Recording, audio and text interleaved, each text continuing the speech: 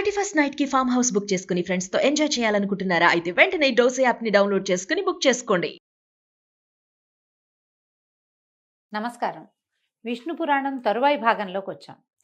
ఈ భాగాలలో విశేషంగా గురువు అధ్యయనం, గురువు దగ్గరికి ఎట్లా వెళ్ళాలి, గురువుని ఎట్లా సెలెక్ట్ చేసుకోవాలి, గురువుగారికి ఏ ఏ లక్షణాలు ఉండాలి, జితేంద్రియుడిగా ఉండాలి, ఇలా చాలా విషయాలు చెప్పారండి.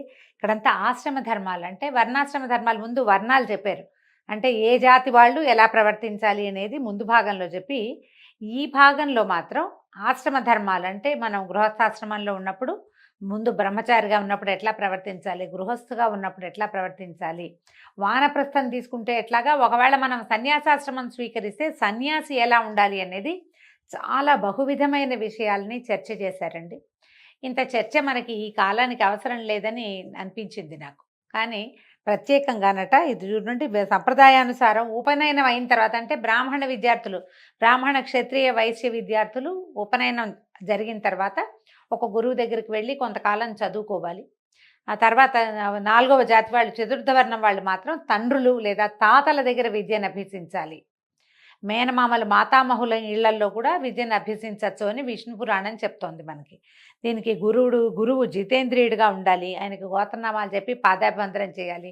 గురువు దగ్గర ఉన్నప్పుడు మనకి ఇప్పుడు ఎలా అయింది, అంతా కాలేజీలు వ్యవహారాలు కదండి. కాలేజీల్లో కూడా మనం హాస్టల్స్కి పంపించేటప్పుడు చెప్తాం పిల్లలకి, ఇలా ఉండాలి, అలా ఉండాలి, బట్టలు జాడి చారేసుకో, జాగ్రత్తగా పెట్టుకో, నీ వస్తువులు జాగ్రత్తగా పెట్టు, తిండి పదార్థాలు ఇస్తే జాగ్రత్తగా ఉండు, ఎవరితో కొట్లాడిపోక, ఇలా చెప్పుకోవాల్సే వస్తుంది. పాతకాలపు విద్య విధానం చూడండి. స్నానం, సంధ్య, జపం మానకుండా ప్రాతः సమయాల్లో అగ్నికార్యం చేస్తూ వేదం నేర్చుకోవాలి. గురువు ఇష్టానుసారం ప్రవర్తించు, గురువుగారు ఏది చెప్తే అది వినాలి. తర్వాత ఫలాలు, పుష్పాలు, పత్రాలు, జలము, సమిధలు, దుంపలు లాంటివి గురువు ఏం చేయమంటే ఆ పని చేసి పెట్టాలి తప్పకుండా.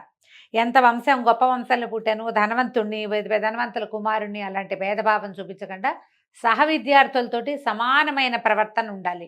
హెచ్చుతగ్గు ప్రవర్తనలు ఉండకూడదు. బ్రహ్మచర్యం పాటించాలి. గురుదక్షిణని యథాశక్తి సమర్పించి ఆయన అనుజ్ఞను పొంది తర్వాత గృహస్థు అవ్వాలి. ఈ బ్రహ్మచర్యాశ్రమంలో ఉండగా విద్యార్థి దశని ఎంత సజావుగా చేయాలో ఈ విష్ణు పురాణం చాలా స్పష్టంగా వివరంగా చెప్తుంది.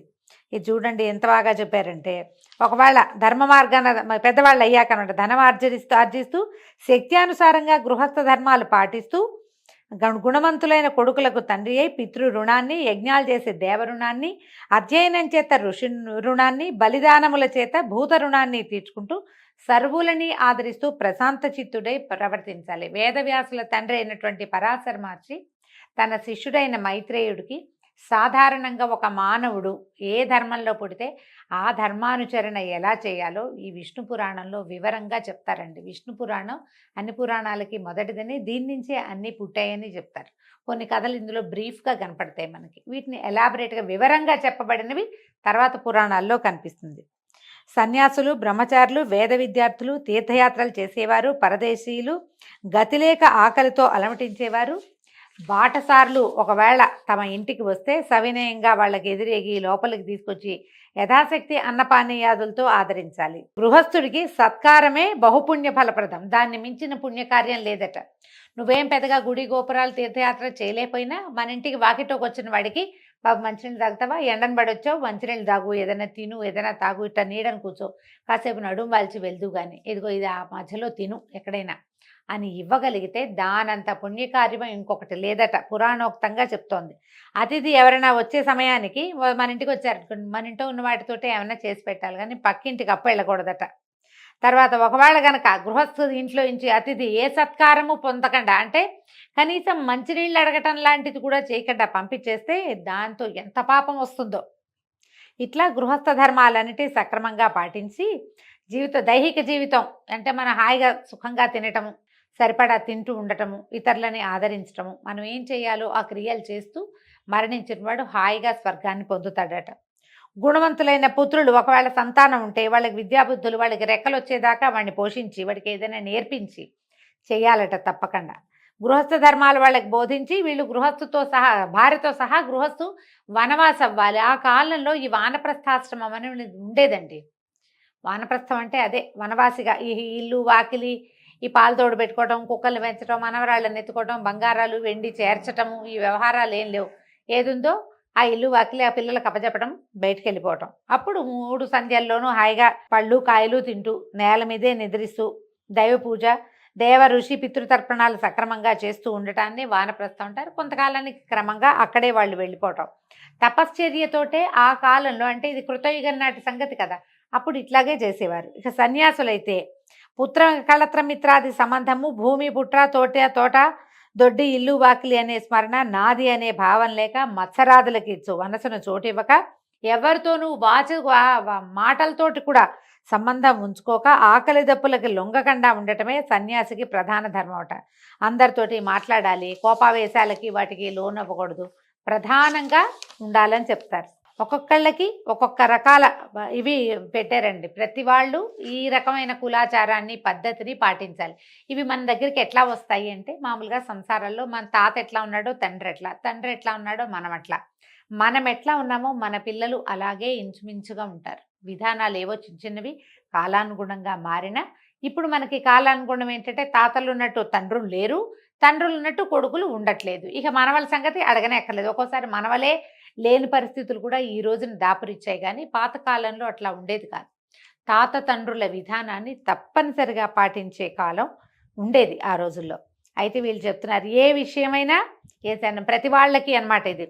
ఏ సమయమైనా ఎక్కువగా మాట్లాడకూడదు, కోపతాపాలకి లోభమోహాలకి గురి కాకూడదు, ఎట్టి పరిస్థితుల్లోనూ కళ్ళలాడకూడదు, అబద్ధాలు ఆడద్దు, ఎదుటివారికి వినడానికి కష్టమైనా సరే నిజాన్నే చెప్పాలట. ఇది అందరికీ నేను అన్ని జాతుల వాళ్ళకి.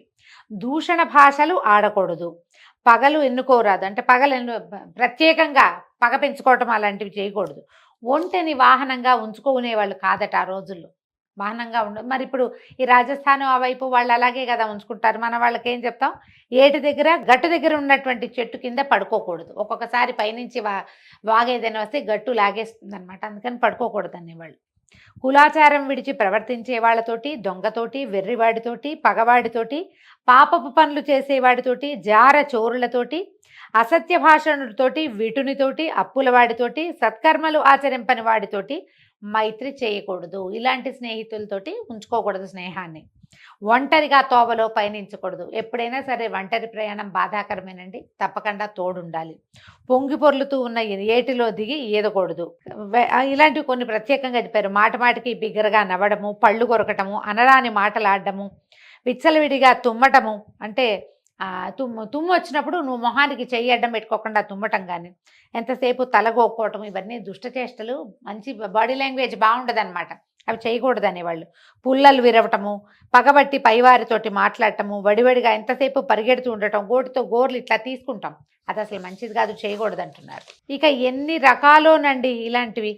ఎవరు లేని ఇంటి యందు ఎవరు లేని చోట ఉండకూడదు. ఇప్పుడు కూడా చూడండి, ఎక్కడైనా సరే ఖాళీగా ఉన్న ప్రదేశాల్లో ఒకటే ఇల్లుంది, ఎవ్వరు లేరు, కప్పుకున్న ఆ ఇంట్లోకి వెళ్తే ఏ ప్రమాదమో వస్తుంది, వెళ్ళకూడదు. ఆడపిల్లల్ని ఎక్కడికైనా పిలిస్తే, అమ్మాయిలు వెళ్ళిపోతున్నారు, ఇవాళ పిలుస్తాడు ఎవడో, రమ్మంటారు, వీళ్ళు అక్కడికి వెళ్తారు, అక్కడ ఏదో జరగకూడదు జరుగుతుంది. పొరపాటును కూడా ఒంటరిగా ఉన్న మగవారిని కలవకూడదు అని రాస్తున్నారు. ఇది విష్ణు పురాణంలోనే చెప్పబడింది చూడండి. ఎవరు లేని ఇంటి యందు ఎవరు లేని చోట ఉండకూడదు. గురువు, బ్రాహ్మణుడు, దేవ విగ్రహం ఎదురైతే తల ఉంచుకోవాలట, దానికి ఎదురుగా వెళ్ళకూడదు, కొంచెం పక్కగా వెళ్ళాలంటున్నారు. కొన్ని ప్రత్యేకమైనవి, హోమ భస్మాన్ని, ముళ్ళు, మలము, తెగిపడిన కేశాలు, ఎముకలు, ఎంగిలి, స్నానానంతరం తడిచి ఉన్న నేల, వాటిని ముట్టుకోకూడదు. వాటన్నిట్లలోనూ బ్యాక్టీరియా ఉంటుందండి, అందుకని అది మంచిది కాదంటారు. జుట్టు విరబోసుకుని రాత్రివేళ వీధి గుమ్మంలో నుంచోకూడదు. సరైన వస్త్రాలు, ఒంటి నిండా వస్త్రాలు లేకుండా ఇంట్లోంచి బయటికి వెళ్ళకూడదు. వియ్యము కయ్యము తనకి తగిన వారితోటి చేయాలి, ఎవరితోటి పగబెట్టుకోకూడదు. బలవంతునితోటి పగ, బలహీనుడితోటి చుట్టరికము, చాటుమాటుగా ఎవరికైనా ధనం ఇవ్వటము, కోరి కలహానికి దువ్వటము కాని పనులు. ఇవి చూడండి ఎంత విచిత్రమైనవి చెప్తారు. మంచినీళ్ళు, మనం చేస్తున్న పని, అటు ఇటు నడుస్తూ భుజించడము, తాగటము, నుంచుండి ఆచమించడము చేయకూడదు. కలికాలం అంతా ఏంటంటే నిలబడి భోజనం చేయటమే. ఎంత ఖరీదైన పెళ్లిలో అయినా బఫే ఫుడ్ తప్పదు, ఎవరు వడ్డించట్లే. ఇప్పుడు నిలబడి, మన ఇళ్లలో కూడా మనం గబగబా బయటకు వెళ్ళాలంటే నిలబడి టిఫిన్ చేసేస్తాం. కనీసం కొన్ని పద్ధతులైనా మార్చుకోవాలండి. పురాణాల ప్రకారం మన ఇంట్లో అయినా కనీసం కూర్చొని మంచినీళ్ళు తాగటం, కూర్చుని టిఫిన్ చేయటం, కూర్చొని భోజనం చేయటం, హాస్పిటల్ వేసుకుని నేల మీద ఒక 5 నిమిషాలు సమయం ఇస్తే సరిపోతుంది. ఆరోగ్యం పాడవకుండా ఉంటుందట. ఎక్కడికైనా వెళ్తే తప్పకుండా ఎండలో అయినా వానలో అయినా గొడుగు వాడాలట. ఎంత పురాతనమైన పద్ధతి చూడండి. రాత్రిపూట అడవిలోకి వెళ్ళేటప్పుడు తోడు లేకుండా వెళ్ళకూడదు, ఆయుధం లేకుండా అసలు వెళ్ళకూడదట. కర్రో కత్తో ఖచ్చితంగా ఉండాలి. ఊళ్ళల్లో నుండి నాకు తెలిసి మా ఊర్లో కూడా పాలేళ్ళు వాళ్ళు పెద్దవాళ్ళు సాయంకాలం పూట బయటకు వెళ్తే కర్ర చేత్తో పుచ్చుకుని వెళ్ళేవాళ్ళండి. కర్ర లేకుండా నడిచేవాళ్ళే కదా, అందరి దగ్గర చేపాటి కర్రలు ఉండేవి. జ్ఞాపకం చేసుకోండి, మీ ఊళ్ళల్లో కూడా మీరు అలాంటివే చూసుంటారు.